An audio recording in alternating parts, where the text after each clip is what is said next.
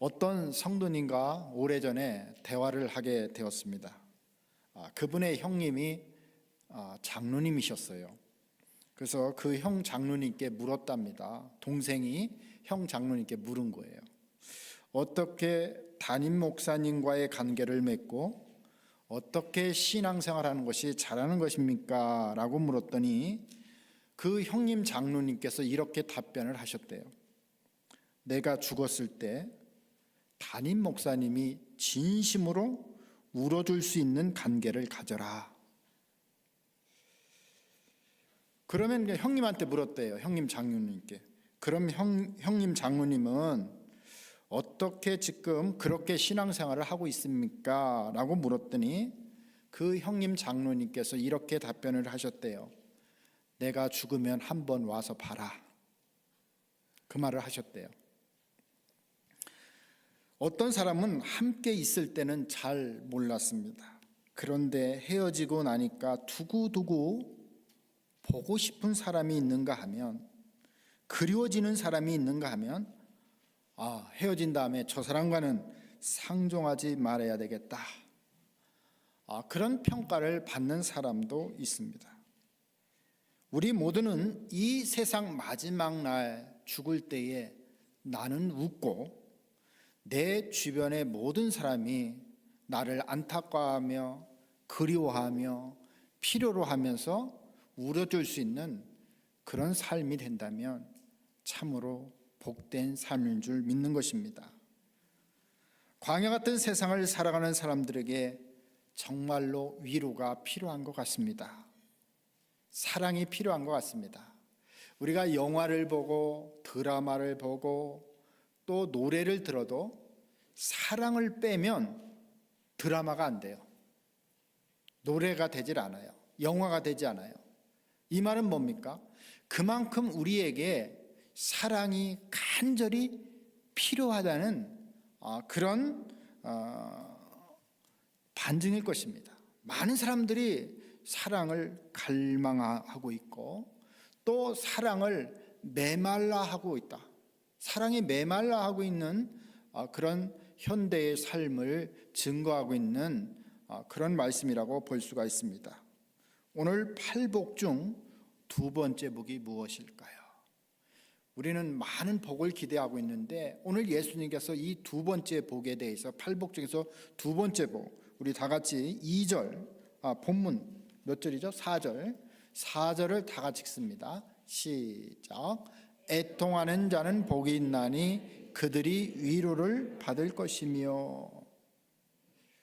여러분, 세상적인 사고로 볼 때 부한 자가 복이 있다라고 말할 수가 있잖아요.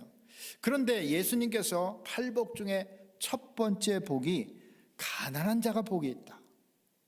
신명이 가난한 자가 복이 있다라고 선언하고 있어요. 그런데 오늘 두 번째 복은 좀 우리가 기대를 했는데 애통하는 자가 복이 있다라고 선언하고 계십니다. 우리가 웃으면 복이 와요 라는 말은 많이 들었을 거예요. 그러나 애통하는 자가 복이 있다라는 말은 세상적인 관점으로 볼 때는 참 이치에 맞지 않아요. 옛날 TV 프로그램에 웃으면 복이 와요 라는 프로그램이 있었습니다. 1969년도에 시작을 해서 1994년까지 방송을 했습니다. 거의 25년간을 방송했거든요. 그러면 웃으면 복이 와요, 그만큼 사람들에게 웃으면 복이 와요, 이 제목이, 그 프로그램이 사람들에게 큰 관심을 끌은 건 분명한 것 같습니다. 물론 중간에 몇 년 동안 좀 중단했다가 다시 방영을 하긴 했습니다만은, 저도 어렸을 때 어른들과 재미있게 웃으면 복이 와요 라는 프로그램을 시청했던 기억이 납니다. 이 프로그램에 많은 배우들이 등장하지만 하나도 기억이 안 나요. 그런데 딱 한 사람이 기억이 나요. 구봉서 장로님. 아마 그분이 주인공이 아니었다나 싶어요. 다른 분들은 다 기억이 안 납니다.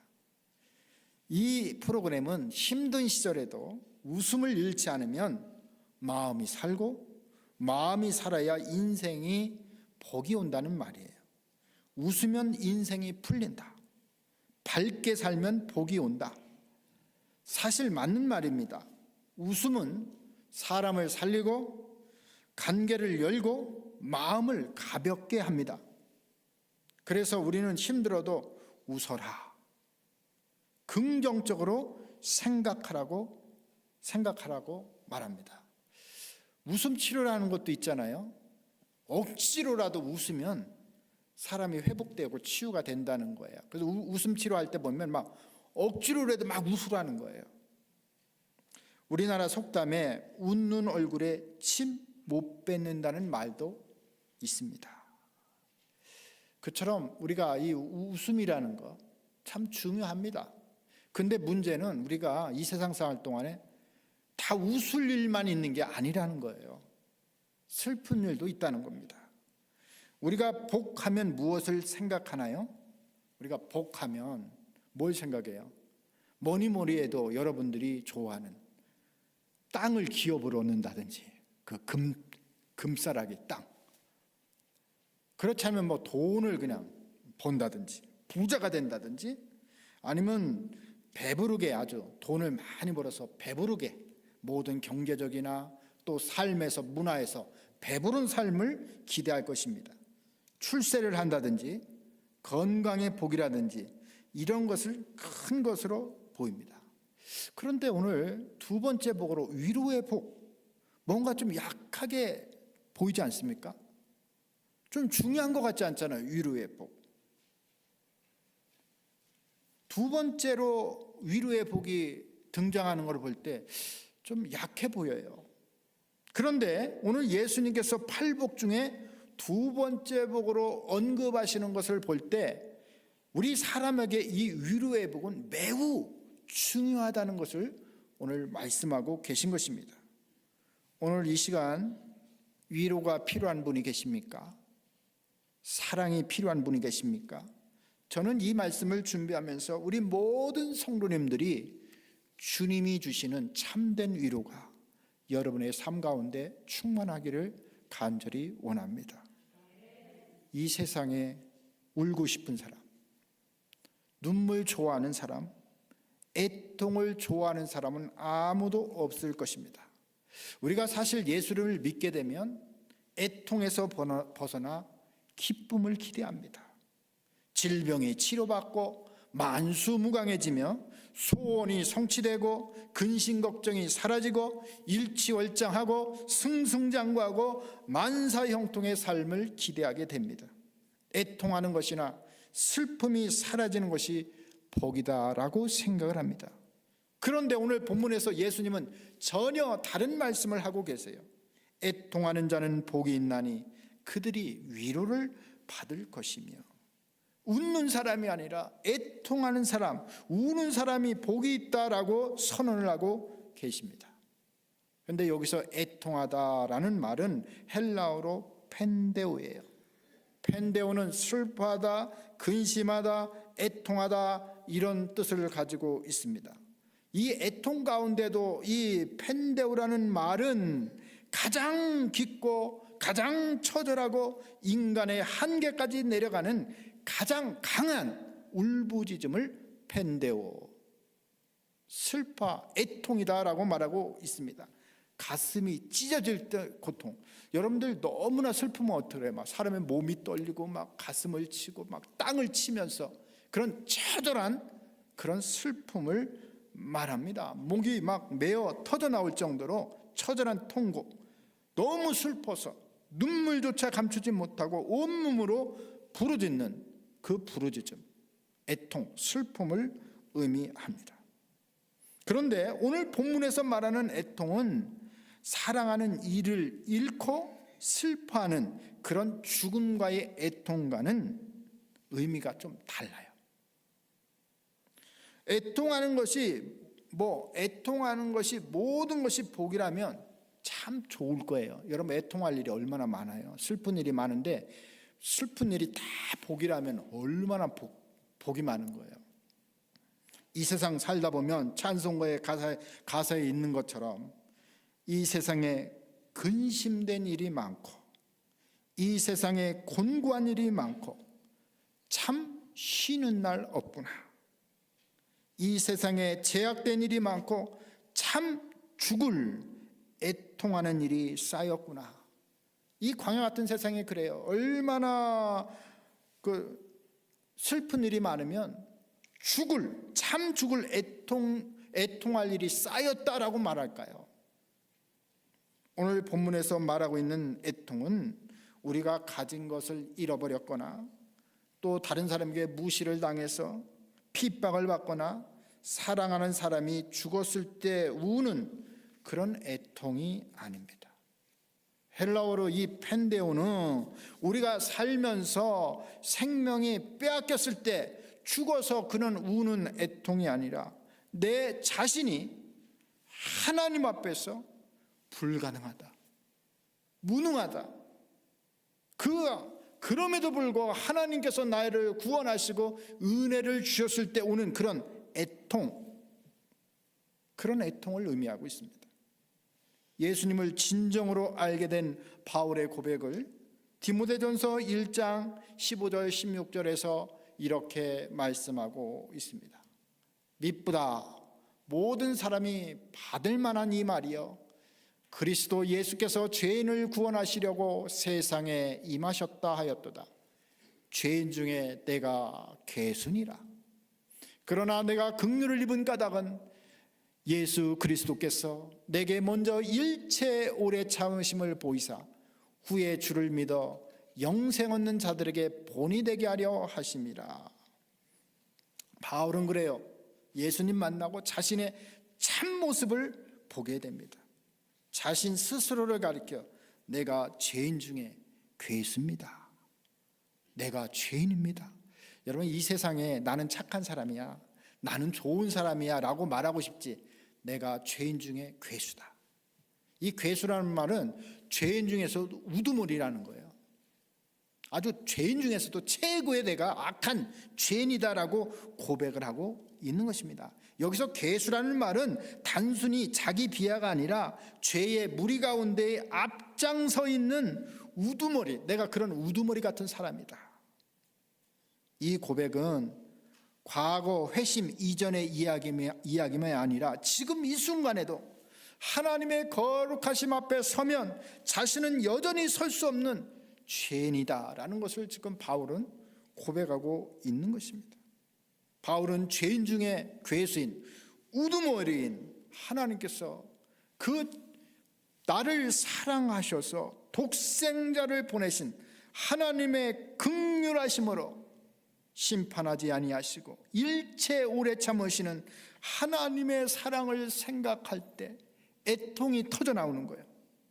하나님의 도움 없이는 단 한순간도 살 수 없는 존재임을 깨닫는 순간 심령이 가난해지고 영혼 깊은 곳에서 자연스럽게 그 애통이 터져 나오는 것입니다. 이것은 감정의 울음이 아니에요. 자신 존재의 무능함과 하나님의 그 놀라운 그 사랑 앞에서, 은혜 앞에서 애통이 터져 나오는 거예요. 사람은 본래 옆에 있는 사람을 기준 삼아 자신을 판단합니다. 자신이 판단해요. 서로 비교하고 평가하고 정죄합니다. 모든 판단의 기준이 결국은 자기 자신이에요. 그러나 말씀이 들어오게 되면 기준이 바뀌어요. 더 이상 사람이 기준이 아니라 예수님의 성품과 인격이 바로 기준이 되는 것입니다. 그 순간 우리는 깨달아요. 아무리 내가 잘 살아왔다고 해도 예수님과 자신은 비교할 수 없는 존재구나. 나는 무능한 존재이구나. 그래서 바울이 그렇게 고백하는 거예요. 나는 죄인 중에 괴수다.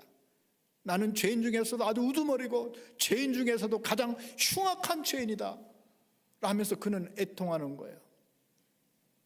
말씀 앞에 서면 자기 의로는 설 수 없는 존재임을 깨닫고 자신을 죄인 중에 괴수로 인식하게 되는 것입니다. 그 깨달음 속에 지금의 자신은 은혜 없이는 멸망할 수 없는, 영원히 지옥 형벌 받을 수밖에 없는 존재임을 알게 되고, 그 절박함 속에서, 그 영혼의 가난함 속에서 하나님 없으면 절대 나는 살 수 없는 존재입니다. 하나님 없으면 나는 아무것도 아닌 존재입니다 라면서 참된 애통을 통해서 은혜를 구하게 되는 것입니다.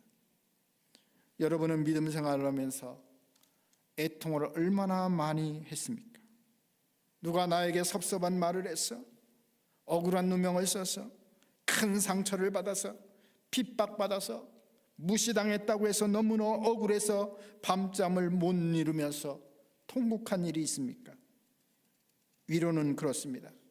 진정으로 자신이 하나님 앞에서 죄인 중에 괴수임을 깨닫고 하나님의 오래 참으신 긍휼 앞에 통곡해 본 사람만이 진정한 예수님의 위로를 경험할 수가 있는 것입니다.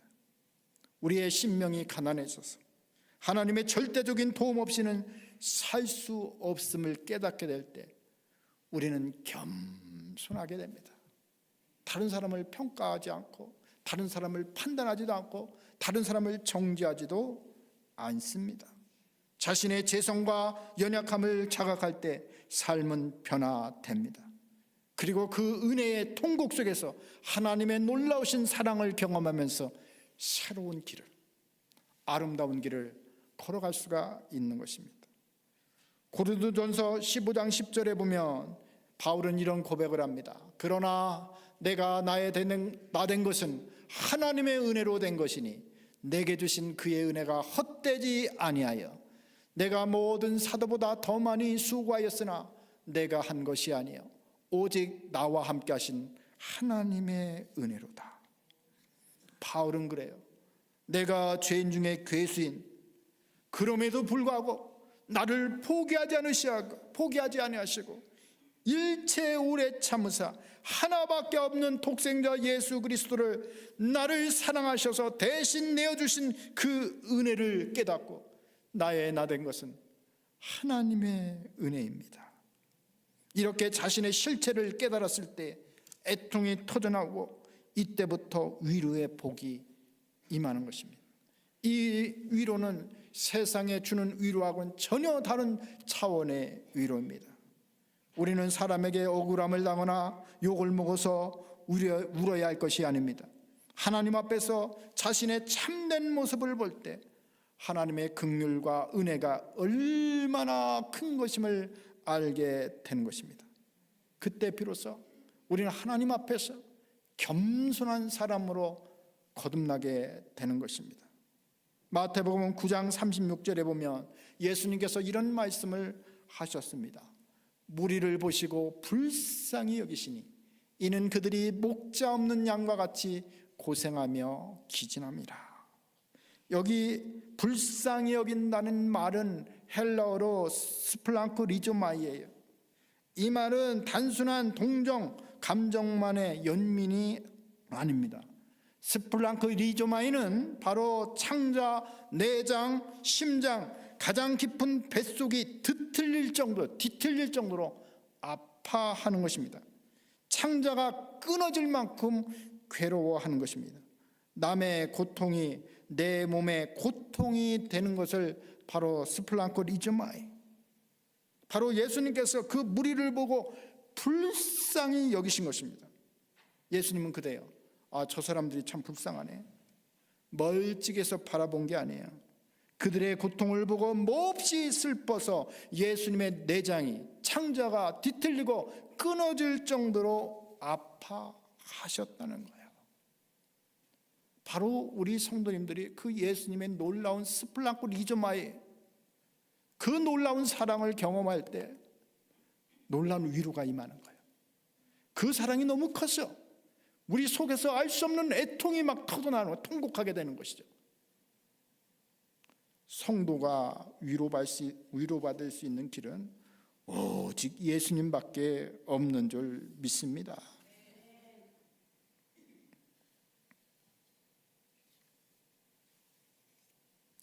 이사야 53장 4절 5절에서 이렇게 말씀하고 있습니다. 그는 실로 우리의 질고를 지고 우리의 슬픔을 당하였거늘 우리는 생각하기를 그는 징벌을 받아서 하나님에게 맞으며 고난을 당한다 하였노라. 그가 찔림은 우리의 허물을 인하며 그가 상함은 우리의 죄악을 인함이라. 그가 징계를 받음으로 우리가 평화를 누리고 그가 채찍에 맞음으로 우리가 나음을 입었도다. 예수님의 십자가의 사랑을 경험한 사람만이 참된 위로를 받을 수가 있습니다. 우리가 사람 간에 사랑을 줄 때 조건적인 사랑은요, 참된 위로가 되지 못합니다. 잠시 잠깐 위로가 될지 몰라도 나도 또 그걸 해야 되지 라고 생각합니다. 그러나 그 십자가의 사랑, 무조건적인 사랑, 하나밖에 없는 독생자 예수 그리스도의 그런 무조건적인 사랑, 은혜를 입을 때에 참된 위로가 우리 속에 임하는 거예요. 사람 앞에 위로받으려고 하지 마십시오. 예수님 그분이 우리의 진정한 위로자가 되시고요, 오직 예수님만이, 그 성령님만이 우리의 보혜사가 되는 줄 믿습니다. 헬라어로 이 파레클레오는 위로라는 말입니다. 파라라는 것은 뭐뭐의 곁에, 클레오는 부르다라는 말이 있습니다. 다시 말하면 파라클레오는 곁에 부르다라는 뜻으로 위로를 의미합니다. 이 말은 진정한 위로는 하나님이 우리를 하나님 곁에 부르는 것, 이것이 참된 위로라는 거예요. 아담과 하와가 에덴 동산에서 범죄하기 이전에는 하나님과 함께 있을 때, 하나님 곁에 있을 때요, 너무나 행복했습니다. 완벽했어요. 그런데 그들이 하나님께 범죄하고 에덴 동산을 떠나고 하나님과 멀어졌어요. 그때 그들에게 고통이 왔고 근심이 왔어요. 슬픈 일이 많이 있었어요. 그에게, 아담과 하와에게 가장 필요했던 게 뭡니까? 하나님과 동행하는 삶이었어요. 하나님과 함께하고 하나님 곁에 있는 것이 가장 큰 위로였다는 거예요.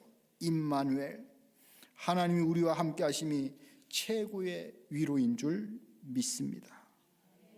우리가 옆에 친구가 많다고 하지만 정말로 우리에게 함께할 친구가 많습니까? 오늘 예수님이 함께하는 것이 가장 큰 위로인 줄 믿습니다. 위로라는 것은 하나님이 우리를 하나님 곁에 부르시는 거예요. 참된 위로는 하나님 곁에 가까이 가야 참된 위로를 얻고 경험할 수가 있습니다. 하나님께서도 지금 이 시간 여러분을 부르고 계십니다. 아무개 집사야, 너 힘들지? 너 많이 아프지? 왜 이렇게 걱정과 근심이 많으냐? 걱정하지 마라. 내가 이제 나의 곁에 너를 부른다. 나의 곁에 함께 할 거야. 너의 곁에 함께 할 거야. 이제 내가 너를 도와줄 거야. 여러분, 인간의 위로는 안타까운 마음은 있지만 변화시키는 능력이 없습니다. 무력합니다. 힘이 없어요. 그러나 하나님의 위로는 결코 무력하지 않습니다. 참된 위로는 변화시키는 주님의 능력이 임하는 거예요. 살리는 능력이 있고 치유하는 능력이 있습니다. 하나님의 위로는 즉각적인 구원의 능력이 있습니다.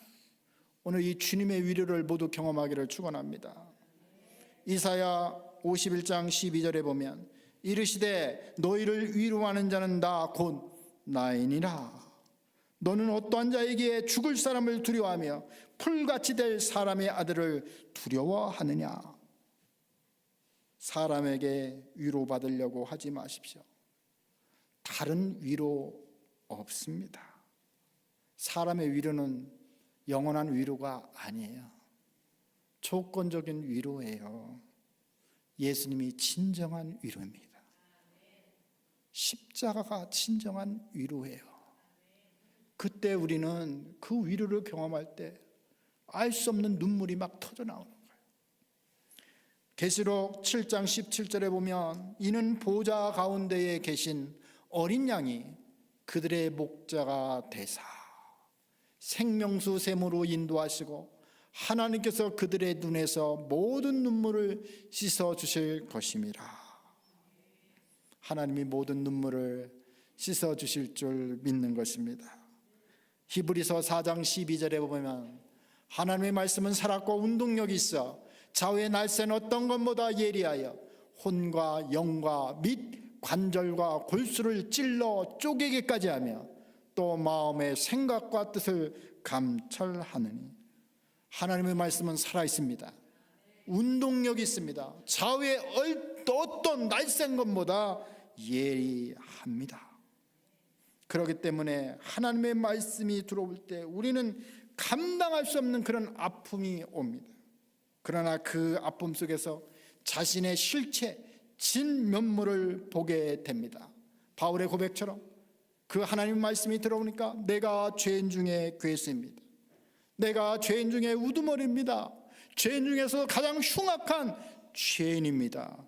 그런 깨달음이 마음을 찌를 때, 그럼에도 불구하고 우리를 위해서 죽으신 예수님의 무한하신 그 놀라우신 하나님의 은혜를 깨달을 때에 애통이 터져나오고, 그때 알 수 없는 하나님의 위로가 우리에게 임하는 거예요.